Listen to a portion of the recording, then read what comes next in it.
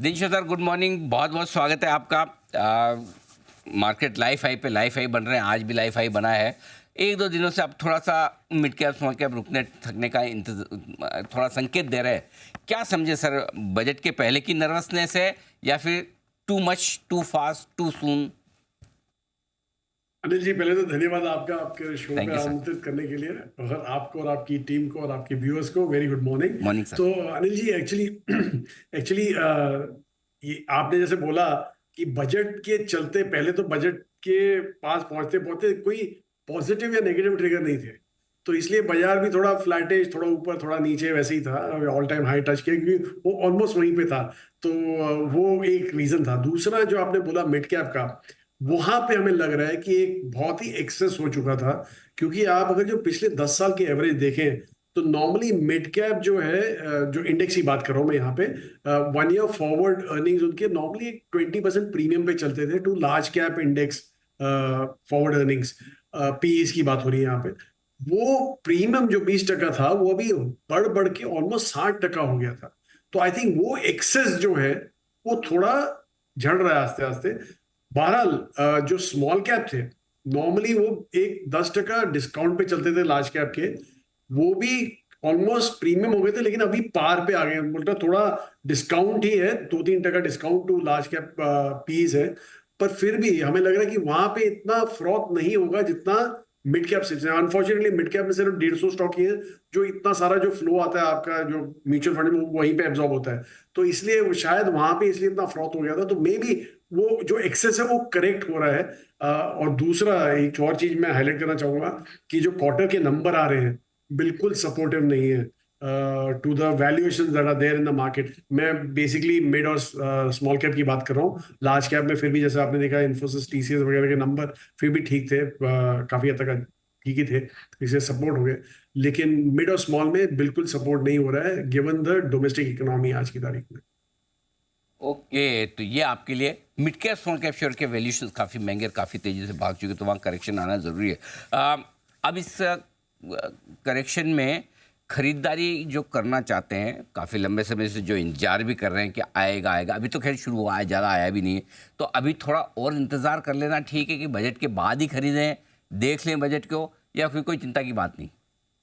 जी बिल्कुल, I think budget को wait करनी पड़ेगी। और एक्चुअली अभी तो करेक्शन चालू है, आपने देखा कैपिटल गुड्स में थोड़ा चालू हो गया है, मैन्युफैक्चरिंग में थोड़ा चालू हुआ है। तो आई थिंक वो आप जरा रुक जाइए, बजट के इंडिकेशन की वेट कर लीजिए, क्या हो रहा है क्या नहीं, और फिर बाद में आगे चल के you can take a view.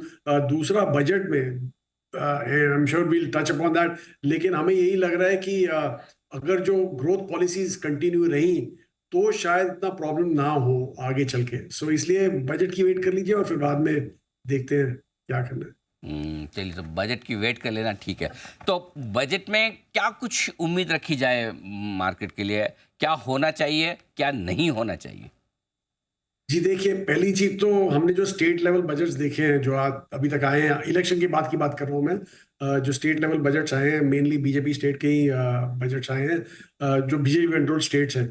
तो वहां पे आपने देखा है कि काफी हद तक जो वेलफेयर पॉलिसीज हैं, वो काफी पुश दिया गया है वहां पे। तो हमें थोड़ा चिंता हो रही है वो देख के।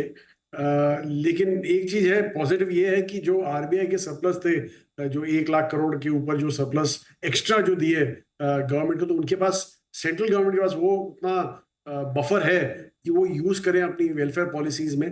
और दूसरा, हमें लग रहा है कि स्टेट्स को काफी हद तक एक इंटरेस्ट फ्री लोन्स वगैरह फॉरवर्ड किए जाएंगे to support their these policies, नहीं तो अदरवाइज डेफिसिट बहुत ज्यादा बढ़ जाएगा। तो ये सब इतना अच्छा नहीं, मतलब as in not positively taken by the market, as long as ये जो लोन्स वगैरह हैं, वो केपेसिटी यूज हों, मुझे लगता नहीं है उतने यूज होंगे। तो एक चीज तो आपको वो देखनी पड़ेगी कि कितना आपका lay off, I mean as in outlay होता है वेलफेयर पॉलिसीज के लिए। दूसरा, जैसे मैंने कहा कि आपको फोकस देखना पड़ेगा कि ग्रोथ पे कितना फोकस है बाय वे ऑफ केपेक्स। जो लास्ट टाइम अनाउंस किया था उन्होंने, 11 लाख करोड़ का वगैरह जो एक्सपेंडिचर किया था, वो इतना, मतलब ठीक है, वोटर अकाउंट था इसलिए was palatable, लेकिन आपको ज़्यादा पुश चाहिए, क्योंकि अगर जो आपको अपनी इकोनॉमी 5 ट्रिलियन प्लस करनी है FY27 से सॉरी CY27 तक, तो ऑब्वियसली एक पुश चाहिए होता है उसके लिए, और केपेक्स काफ़ी हद तक एक पुश देता है। दूसरा, मैन्युफैक्चरिंग में आपके ऑब्वियसली लेबर यूटिलाइजेशन भी काफ़ी हद तक होता है, इसलिए अनएम्प्लॉयमेंट कम होता है। तो ये सब काफ़ी पॉजिटिव चीज़ें होती हैं जो चाहिए होती है गवर्नमेंट के थ्रू। तो इसलिए हमें ये सब देखना पड़ेगा कि कितना प्रीवियस जो पॉलिसीज है कंटिन्यू हो रही है कि नहीं। ओके, तो ये आपके लिए राय इस वक्त बजट को लेकर आती हुई दिख रही है। काफ़ी कुछ इस बात पर डिपेंड करेगा कि बजट पॉपुलिस्ट होता है या पुराने पिछले 10 साल की तरह मजबूती वाला बजट होता है। एक और चीज़ जो मैं आपसे जानना चाहता हूँ ग्लोबल मार्केट्स को लेकर, बड़ी उठापटक हो रही है। पहले नैस्डैक और S&P भागते थे, हाई बनाते थे, डाउ एकदम शांत था। अब डाउ एकदम से कूदा, ये थोड़े ठंडे हो गए। दोनों में मुंह बड़े आते दिख रहे हैं। ग्लोबल मार्केट्स क्या कह रहे हैं और हमें क्या संकेत लेने हैं सर? जी, एक्चुअली आप देखेंगे कि कल तो दोनों गिरे, और डाउ तो कुछ ज्यादा ही गिर गया, क्योंकि डाउ एक प्राइस एडजस्टेड मार्केट है और कैपिटल क्या मतलब फ्री फ्लोट एडजस्टेड नहीं है, तो इसलिए वो ज्यादा गिर गया। लेकिन एक्चुअली आप देखिए ग्लोबली भी एक चीज है कि अभी आई मीन सब यूएस ही ड्राइव करता है, क्योंकि नंबर 1 इकोनॉमी है और बाय फार एक नंबर 1 इकोनॉमी है। तो यूएस में जो संकेत हमें दिख रहे हैं वो यही दिख रहे हैं कि ट्रम्प जी शायद वापस आ जाएं। अगर जो बाइडेन जी रेस में रहेंगे तो ट्रम्प जी वापस आ जाएंगे, और जब वो वापस आए तो उनकी पॉलिसीज जो उन्होंने अनाउंस किया अभी तक, जो वो करने वाले इम्प्लीमेंट करने वाले बोले, वो काफी हद तक एक इन्फ्लेशनरी पॉलिसीज है। लेकिन जैसे बोला उन्होंने कि मैं अक्रॉस द बोर्ड टैरिफ्स लगा दूंगा इम्पोर्ट्स के ऊपर, वो प्राइस ऊपर ही करते हैं। दूसरा उन्होंने बोला कि मैं इमिग्रेंट्स को निकाल दूंगा कंट्री से। तो अभी इमिग्रेंट्स जो हैं वो एक तरह से एक आपका फ्यूल है लेबर का, और वो अगर वो निकाल रहे हैं तो सर्विस इन्फ्लेशन आपकी बढ़ जाती है। तीसरा उन्होंने बोला मैं टैक्स काटूंगा। अगर जो टैक्स काटने की बात कर रहे हैं, एक तो पहले तो डेफिसिट फाइनेंसिंग हो जाती है, वो वैसे ही इन्फ्लेशनरी होती है, और दूसरा जब टैक्स काटते हैं तो ऑब्वियसली कंजम्पशन बढ़ जाता है, क्योंकि आपके पास डिस्पोजेबल इनकम ज्यादा हो जाती है। That again is inflationary.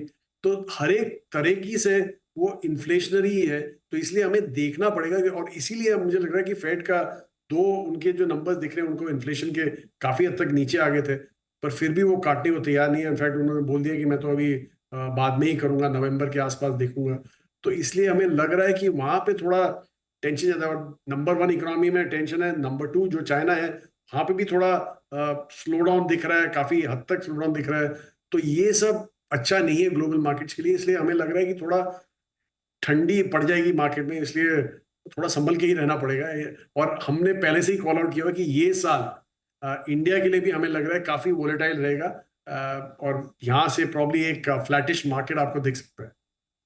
Okay, तो यहाँ से फ्लैटिश मार्केट रह सकता है। लेकिन सर आपके तो मज़े हैं एकदम, आपके फेवरेट सेक्टर में तो कमाई कमाई हो रही है। आईटी देखिए धुआंधार, मतलब आपने सोचा था इतना मतलब 6-8 महीने में इतना भाग जाएंगे? बिल्कुल नहीं जी, बिल्कुल नहीं सोचा था। एक्चुअली हमने तो ऐसे लग रहा था कि अभी एक ट्रफ आने वाला है, लेकिन हमें ऐसा लगा है एक्चुअली आप देखेंगे वर्स्ट ओवर हो गया है इस आईटी सेक्टर में। और let's go with the largest players, क्योंकि जैसे अनाउंसमेंट जो आ रही है आपने जो देखा था, जैसे HCL टेक ने भी बोला, TCS ने भी बोला कि काफी वन ऑफ्स थे उनके रेवेन्यू ग्रोथ के लिए।